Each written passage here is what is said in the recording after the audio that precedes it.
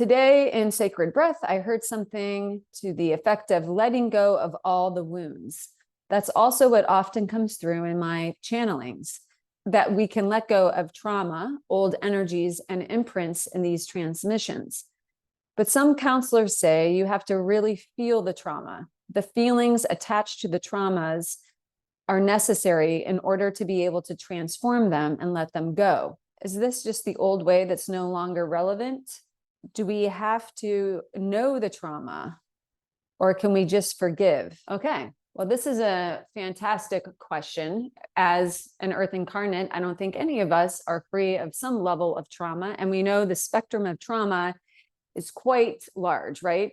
And each individuation has their own unique perspective on what feels like a trauma based on our ancestral, collective, and soul imprints, right? And how they've played out and how they're participating, and to what degree we've come into to experience the role as the victim or the victimizer in any given experience, and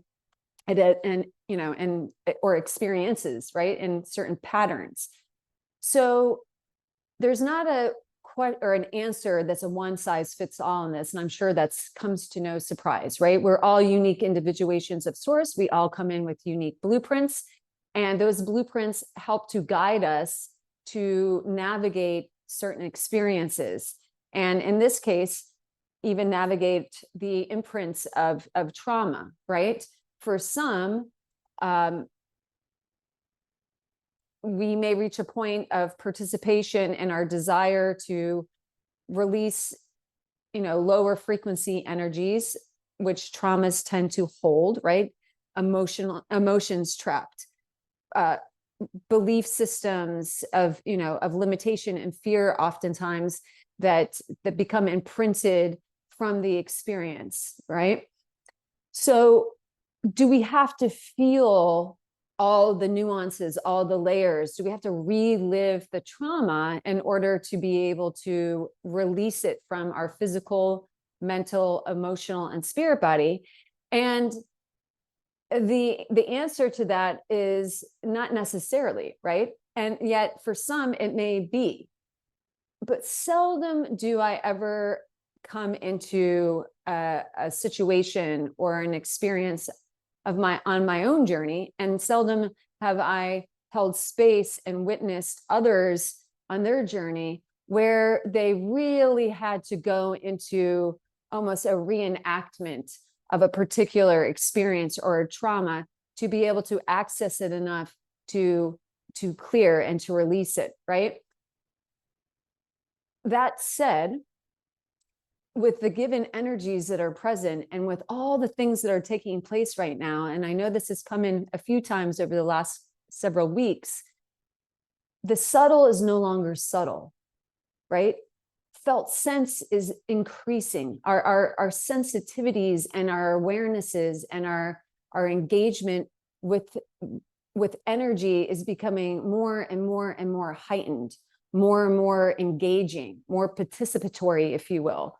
And so feeling something can be simply bringing it into front and center to our awareness and allowing ourselves to have moments understanding of the overall energy signature of it, right? There are different ways in which we feel even at this point, right? We can sense, again, the subtleties of it. So the other thing to bring into this equation that I'm hearing loud and clear is to remember that, we are the choosers of our choices. We are the creators of our reality.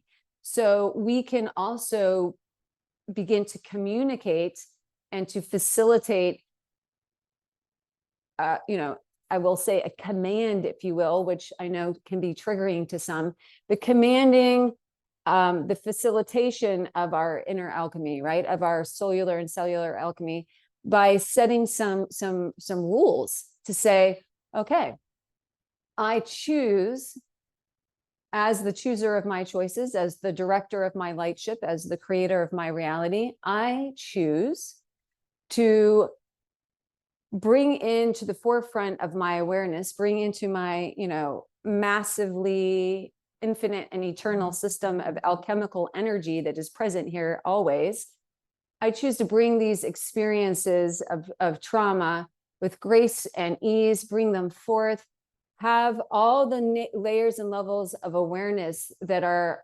most beneficial for me to integrate the wisdom of the experience and to be able to melt away and let go of the negative, quote unquote, right, energy signatures that are in relationship to them, right? So we don't have to do anything in one particular way.